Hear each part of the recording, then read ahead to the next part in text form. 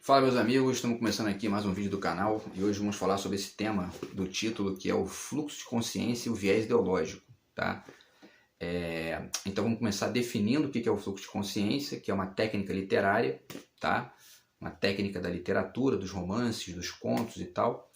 E vamos então, a partir disso, fazer uma reflexão sobre a técnica especificamente, quer dizer, como que ela apareceu e alguns desenvolvimentos dela no século XX.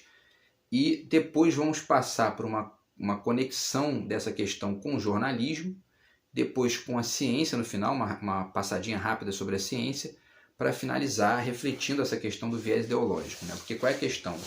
O Bolsonaro foi eleito dizendo que ia governar sem viés ideológico. A gente já discutiu isso em outros vídeos aqui, isso não faz o menor sentido. E a reflexão que a gente faz aqui, né, sobre a questão do fluxo de consciência pode ajudar a gente a entender mais um pouco sobre a falácia dessa frase dele, tá? E da própria, né, defesa que ele faz disso sistematicamente para justificar tudo que ele faz. Então voltamos aqui ao fluxo de consciência, né? O que é o fluxo de consciência?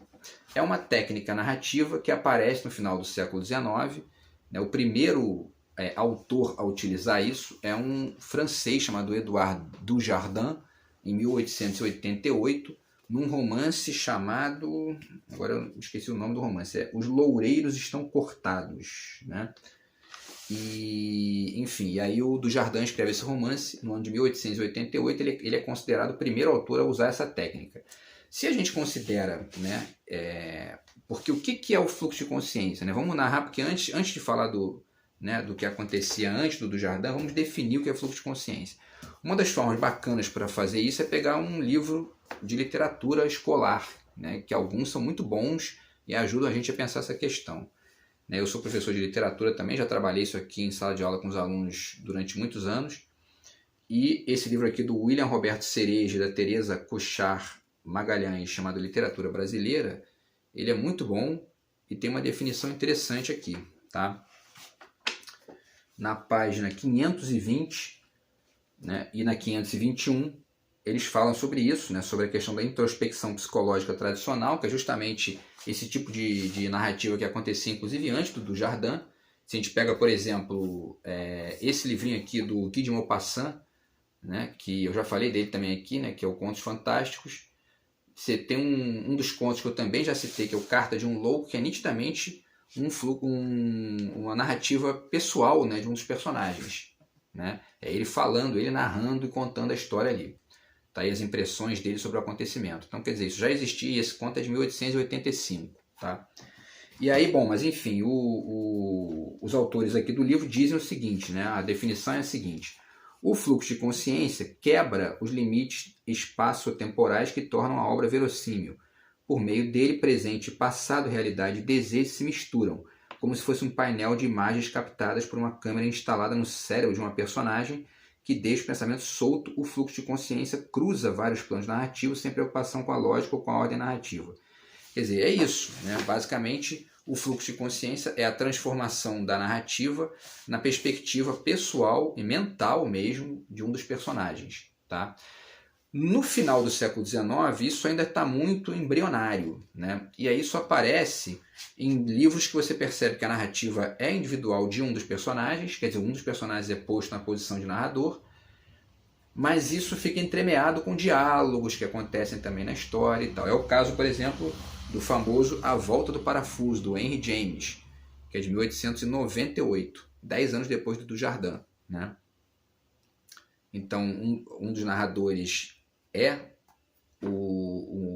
dizer, o narrador é um dos personagens, né? Mas, enfim, e você vê ali vários diálogos no meio da história e tudo mais, quer dizer. E aí, essa técnica vai se aprofundando e chega nos grandes escritores do século XX, né? Do início do século XX ali, que são justamente o James Joyce e o Marcel Proust, e isso desemboca, né, em várias experiências amplas que vão levando isso às últimas consequências, né? Eu trouxe alguns exemplos aqui para vocês disso. Quer dizer, a Clarice Lispector, né, é o principal exemplo que é citado aqui em todas as vezes que se fala de fluxo de consciência, porque foi ela que trouxe essa técnica para o Brasil, né?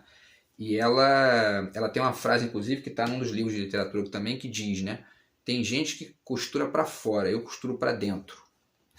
Quer dizer, é isso, o fluxo de consciência é exatamente isso, né? Costurar a narrativa para dentro de um dos personagens, né? E muitas vezes esse personagem é o autor ali que fica, né? Essa fronteira fica completamente borrada, né? E é o caso de Um Sopro de Vida, né? Que é esse romance fantástico aqui da Clarice, né? No qual ela coloca o autor, que na verdade é ela, né? Enfim, mas pode também se considerar que é outro autor, né? Que a coisa fica completamente indefinida nesse caso, nesse particular. E tem uma outra personagem que é a Angela Praline, que seria a personagem, né? Mas enfim, que também essas fronteiras ela fica o tempo todo discutindo, né? Quem é quem, quais são as posições. E isso é típico da reflexão que a literatura vai fazendo sobre essa questão ali estética de quem narra a história, né? E a primeira frase do livro é justamente a seguinte, ó. Quero escrever movimento puro, né? E para escrever movimento puro, né, você tem que sair da posição de A, B, C ou D, quer dizer, o narrador de fora, o personagem, enfim, né, é um movimento puro, né? E isso, evidentemente, que se movimenta na direção do fluxo de consciência de um dos personagens, né? A grande modificação que isso faz é justamente aquela posição do narrador do século XIX, do narrador realista, que a gente vê até hoje, né? Mas enfim, que é do romance tradicional, do conto tradicional, que é justamente aquela figura que está olhando a história de fora e aparentemente conta tudo que está acontecendo, né? Com começo, meio e fim, fecha a narrativa com a solução para tudo e descreve os ambientes como se fosse, né? Como se o parágrafo que ele está dizendo resumisse a situação. Então, enfim, é uma figura meio que quase que onipresente na obra, né? E é isso que é criticado por essa modificação de narrativa para dentro de um dos personagens, tá? E aí tem mais duas referências teóricas interessantes, esse livro da Beth Bright, A Personagem, tá? No qual ela fala várias coisas interessantes aqui também, né? Dentre as quais o fato de que, né, o recurso ajuda a multiplicar a complexidade da personagem, da escritura que lhe dá existência, né? E tem vários tipos que ela cita aqui de literatura desse tipo, né? desse formato. O diário íntimo, o romance epistolar, as memórias, o monólogo interior, né? Que diminuem a distância entre o escrito e o vivido. Está na página 61. Né? E ela continua na 62, na 63, ela vai falando, né, que o objetivo é justamente reproduzir um jogo de consciência que obedece a um mínimo de sintaxe, permite a confluência de conteúdos psíquicos díspares e a reprodução dos movimentos alógicos dos pensamentos apanhados em seu estado de nascimento e expressão. E ela cita Virginia Woolf e o Marcel Proust, né, que também são nomes importantes dessa tendência. Tá? É interessante ela falar, né, em jorro de consciência, a lógica e tudo mais, porque quando você vai ver o que significa a palavra fluxo, ela significa tanto movimento e corrente, como também inconstância e transitoriedade, né? E é isso que faz com que as classificações geralmente enalteçam ou, enfim, né, destaquem esse aspecto da inconstância, né, que fica uma coisa completamente sem linearidade, né? O que não significa que você não possa estabelecer ali uma certa extensão em alguns pontos e tal, mas sempre atento para os cortes, porque é isso que funciona de maneira radical no fluxo de consciência. Já o Adorno, o Theodor Adorno, filósofo alemão, tem um texto aqui muito interessante nesse livro Notas de Literatura, volume 1, que chama justamente A Posição do Narrador no Romance Contemporâneo. E ele faz críticas a isso, ele fala que, né, dentre várias ponderações que ele faz aqui, o texto tem 10 páginas, é muito interessante, ele diz que essa tendência do fluxo de consciência, de certa forma, meio que acaba se tornando algo que constrói, né, uma visão que é meio ingênua também, né, do modo de narrar, porque certas perspectivas ficam de fora, e aí essa posição do narrador, que é o fluxo de consciência dos personagens, ele pondera isso aqui como se ficasse totalmente protegido de crítica, porque, né, é o pensamento do personagem, isso que importa, né? Então ele aponta para essa problemática que também é ligada a essa tendência, que é a tendência do século XX. Né? Então está aqui, Notas de Literatura, volume 1 do Adorno. Tá? E aí vamos para alguns exemplos agora, né? Vamos ver o tempo aqui. Né? da literatura ainda, tá? O Borges escreveu no ano de 1939 o conto Pierre Menard, autor do Quixote, que está nesse livro aqui, o Ficções, tá? E a história do Pierre Menard, a gente já falou também disso em outros vídeos, né? Justamente um sujeito, Pierre Menard, é um sujeito que decide reescrever o Quixote, né? E esse conto do Borges não é exatamente um fluxo de consciência, né? Mas isso denota nitidamente a transformação de um dos personagens em escritor da história, que é exatamente a base do fluxo de consciência, né? O Pierre Menard decide escrever o Quixote, quer dizer, quem escreveu o Quixote, né, foi o Cervantes, foi um dos personagens. A gente fica tentando pensar isso a partir dessa provocação do Borges aqui, né?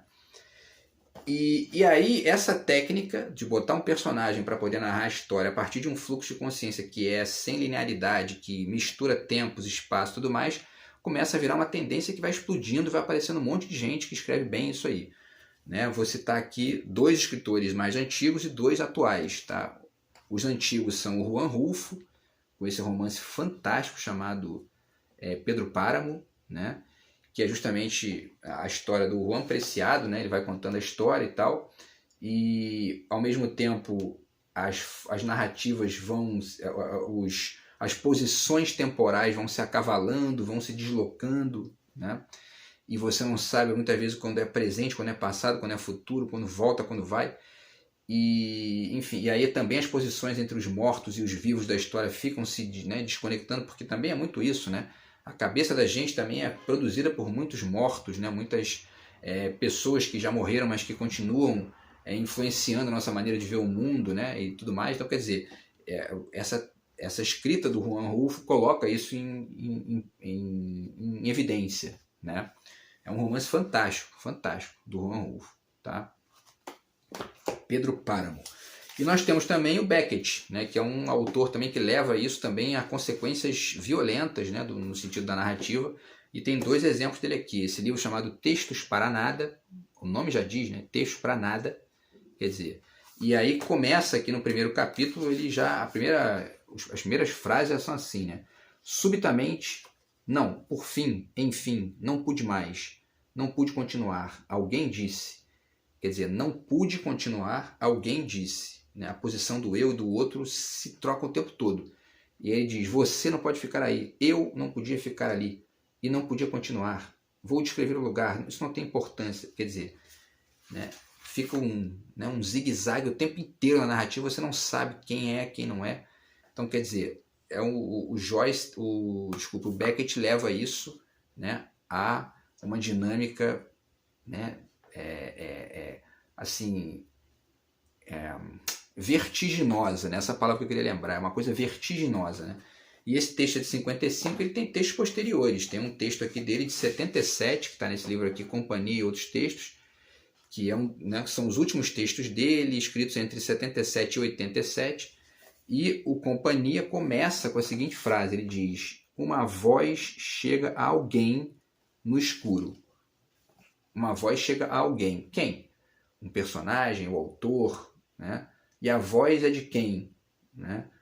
É da consciência do personagem, é da consciência do autor, é o personagem como consciência do autor, enfim, né? A coisa fica completamente diluída, né? E o Beckett é uma figura importantíssima nesse contexto, né? Porque ele vai enfim, desconstruindo essas posições na narrativa dele. No momento contemporâneo, né, nas últimas décadas, vão aparecendo outros escritores e outras tendências que são, de certa forma, reverberações, deslocamentos dessa tendência do fluxo de consciência. Esse livro aqui do Sérgio Santana, o Conto Zero, tá? Ele traz vários contos que são fluxo de consciência, mas que tem uma outra pegada, porque essa ideia do conto zero, né, do ponto zero entre ficção e a vida do autor e tudo mais, é isso, né? Porque muitos contos aqui são postos nitidamente como relatos pessoais transformados em peça ficcional, né? E aí também misturam essas fronteiras, né? O que é muito interessante, porque realmente, né, o escritor está narrando alguma coisa, ele é parte do que ele está narrando. Essa é uma questão importante, né? E a gente vai voltar a ela, inclusive, no final aqui do vídeo. Tá? Então, o Conto Zero, do Sérgio Santana, também é uma grande referência sobre isso. Tá? E aí, a última referência que eu trago da literatura é esse romance do Henrique Villa-Matas, Mac e seu Contratempo. o Vila Matas constrói a história do Mac, que é um sujeito que decide reescrever o romance de um sujeito chamado Sanches, que é vizinho dele, e que se chama Walter e seu Contratempo, né? Então, Vila Matas intitula o livro de Mac e seu Contratempo, que é a história de um sujeito que decide reescrever um romance chamado Walter e seu Contratempo. Quer dizer, né, ele vai brincando com as posições do narrador, do autor, do personagem, né, o tempo inteiro, tá? Que também é um deslocamento daquela questão do Borges, né, do Pierre Menard e tudo mais. Então, quer dizer, tudo isso aqui são reticências, são, enfim, né, são flutuações que nascem com a questão do fluxo de consciência. E aí a gente passa para o jornalismo. Por quê? Né? Vamos ver o tempo aqui. Porque essa questão do fluxo de consciência, ela chama atenção, como a gente já falou aqui, vamos repetir, para o fato de que é impossível, para a descoberta de que é impossível um narrador que fosse completamente isento dos acontecimentos, que ficasse vendo a história de fora a partir de uma perspectiva absolutamente objetiva, sem implicações e que descrevesse os acontecimentos de uma forma absoluta. O jornalismo tem umas expressões que são muito engraçadas. Eu sou jornalista formado e a gente tem certas expressões que a gente começa a estudar a coisa mais a fundo, você vê que, né, por exemplo, cobertura total do evento. Né? Isso é impossível, simplesmente impossível, porque para cobrir o evento de maneira completa, você teria não só que botar, né, 1 milhão de câmeras que dessem conta de todos os movimentos que acontecem ali, né, mas também da consciência das pessoas que estão vendo, né, porque o evento ele não é uma coisa isolada de quem está vendo, né, ele também depende dos observadores, quer dizer, cobertura total do evento, isso é um mito completo, né. E aí tem uns livrinhos bacanas para mostrar isso, né? Esse livro aqui, Estrutura da Notícia, do Nilson Lage, que é muito bacana. E ele fala na página 26, 27 sobre a questão do lead, né? O que é o lead? É o primeiro parágrafo das notícias, né? E aí ele diz aqui, né? O lead informa quem fez o que, a quem, quando, onde, como, porquê e para quê, né? Isso é uma técnica interessante, importante, porque você faz um resumo ali da obra, né, ou melhor, desculpe, do fato, né? Às vezes de uma obra também, mas enfim, né, de um acontecimento, e você tenta dar conta ali de vários elementos substantivos da questão. O problema é que isso gera uma visão de que, bom, então, né, e é sempre em terceira pessoa, como o romance tradicional. Quer dizer, fica parecendo que aquilo ali descreveu a cobertura total do evento, né? E não é assim nem de longe, porque as escolhas são feitas ali, os posicionamentos do veículo são feitos a partir da subjetividade da edição, da subjetividade, né, dos diretores do veículo, tudo mais, das tendências políticas do jornal, enfim, do canal de televisão. Isso por quê? Porque não existe um narrador que veja de fora a coisa sem se implicar naquilo. A simples mudança de um tempo verbal na narração já mostra ali a escolha que a pessoa fez, né, de perspectiva, de ponto de vista. Tem inclusive um filme interessante chamado Ponto de Vista, não sei se vocês já viram, se não me engano de 2008, com o Forrest Whitaker e a Sigourney Weaver, que é a história do presidente americano que vai fazer um discurso na cidade de Salamanca, na Espanha, e aí ele sofre um atentado, né? Quer dizer, tem um plano para fazer um atentado contra ele.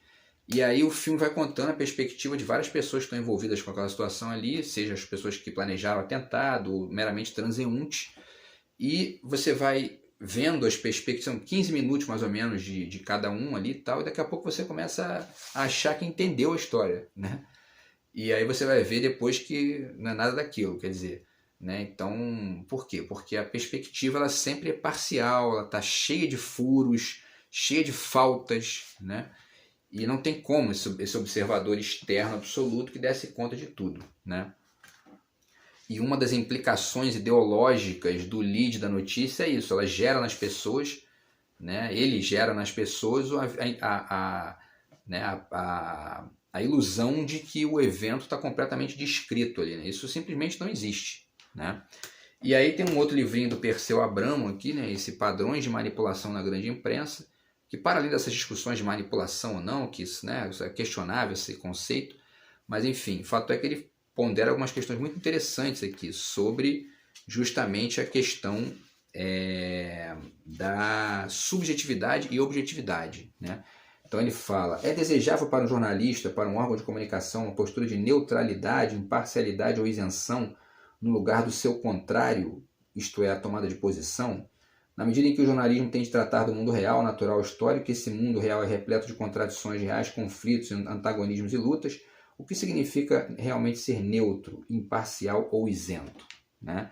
Ele continua: é defensável que o jornalismo, ao contrário do que muitos preconizam, deve ser não neutro, não imparcial e não isento, né? E em que momento o jornalista deve tomar posição? Na orientação para a ação, né? Está na 38. E na 39 ele continua e faz uma reflexão sobre a questão de objetividade e subjetividade, né? E ele vai completar aqui dizendo, né: a objetividade, bem como seu contrário, a subjetividade, não existe em absoluto e em abstrato. Entre a subjetividade e a objetividade existe uma gradação em que os dois polos indicam os limites tangenciais dessa gama variada e graduada. E aí continua e tal e termina, né? Nunca se é inteiramente subjetivo nem totalmente objetivo na relação de apreensão e conhecimento do real. É um pouco isso que o Adorno criticou, né, no fluxo de consciência, como uma espécie de implicação ali disso de ficar parecendo que tudo é subjetividade, né? E isso é um problema, né? E ao mesmo tempo isso aponta para a necessidade de ler, né, o jornalismo de uma forma mais crítica, para você não acreditar, né, que existe uma imparcialidade absoluta em qualquer um, né? Eu lembro uma conversa que eu tive com um amigo recente, mandei uma fonte para ele qualquer lá, num debate que a gente teve. Ele disse: mas essa fonte aqui que você está mandando é muito parcial, eu não gostei.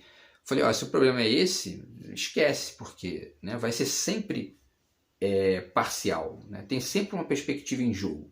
A discussão não é essa, a discussão vai ser a escolha que eles fizeram, se é boa, se é ruim, se está certo, se está errado, se está verdadeiro ou falso, enfim.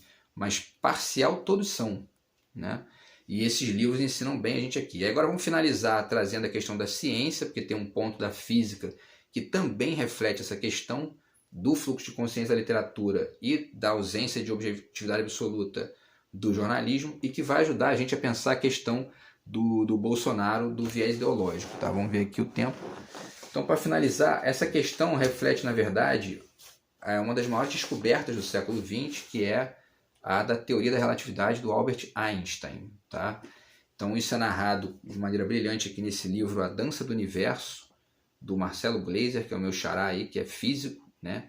Tem um canal no YouTube também muito interessante, e ele também faz divulgação de ciência. Os livros dele são interessantíssimos, tá?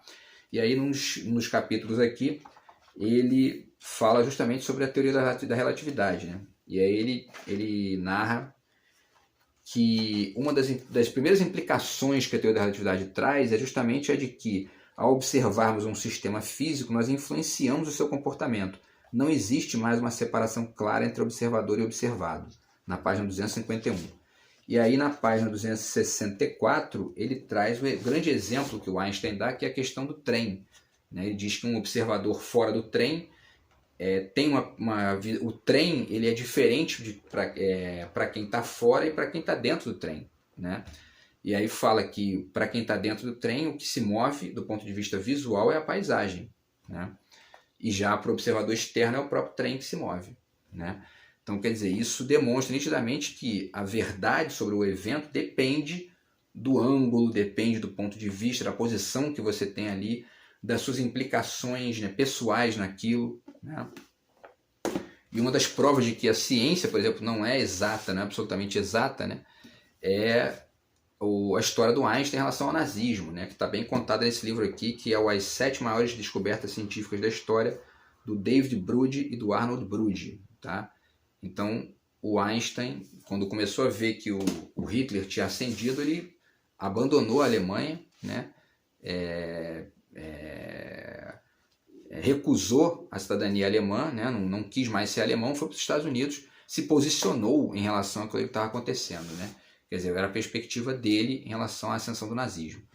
Então, assim, tudo isso, pessoal, vamos ver o tempo aqui, tudo isso para mostrar o seguinte, né? É a nossa conclusão do vídeo, tá? Essa ideia do Bolsonaro de dizer que vai governar sem viés ideológico, né, que é isso que ele disse na eleição, é completamente falsa, né? Ou é ingênua, ou a ingenuidade dele achar que realmente isso existe, ou enfim, é cinismo, mentira mesmo, né? Porque ele mente toda hora, né? Então é bem possível que ele também saiba que não é e está mentindo. Por quê? Porque quando ele diz, por exemplo, né, olha só, o comunismo vai acabar, a esquerda vai acabar, a esquerda é ruim. Pronto, ele já se posicionou, já tem um viés ideológico, né? Que é o lado que ele tem na história, é o posicionamento dele em relação às questões, né? É a escolha ideológica, a escolha temática dele, é a escolha de projeto ou de ausência de projeto, né, dele para o país. Então, por quê? Porque não existe observador destacado da situação. Não existe um narrador do acontecimento, um presidente do país que não se implica no que ele está fazendo do ponto de vista da escolha. Se o Bolsonaro só seria um presidente sem viés ideológico se ele fosse aquele narrador do romance tradicional do século XIX, que não existe, né? Nunca existiu, na verdade, porque aquilo ali, na verdade, era uma narração que era meio que ilusória, porque dava uma ideia de onisciência, né? Como o Adorno pondera e o Perseu Abramo pondera também, não significa que não existam aspectos que você pode colocar que estão para além da subjetividade. É evidente que tem, né? Agora, isso não significa que a participação do sujeito na história seja completamente nula. Não existe isso, né? Quando o Bolsonaro escolhe manter o PPI que o Temer instituiu e não passar por subsídio, né? Ele até tentou o subsídio, mas aí o Paulo Guedes, que é quem governa o país no lugar dele, disse não e ele aceitou. Por quê? Né? Porque ele é um joguete na mão do Paulo Guedes. Ele escolheu o Paulo Guedes e fica ali, né, obedecendo o que o Paulo Guedes diz, né? E aí é uma escolha, é um posicionamento ideológico dele, é o viés ideológico dele, né? E o fluxo de consciência, toda essa história do fluxo de consciência, das modificações estéticas da literatura e também do jornalismo e da ciência, ajudam a gente a refletir melhor essa falácia aí do governo Bolsonaro. Beleza, meus amigos? Então espero que tenha ajudado vocês aí, espero que o vídeo tenha sido bacana. Se você gostou, curta, compartilhe com os amigos, ajude o canal aqui a crescer e a gente se fala no próximo vídeo. Beleza? Grande abraço aí e até a próxima. Valeu!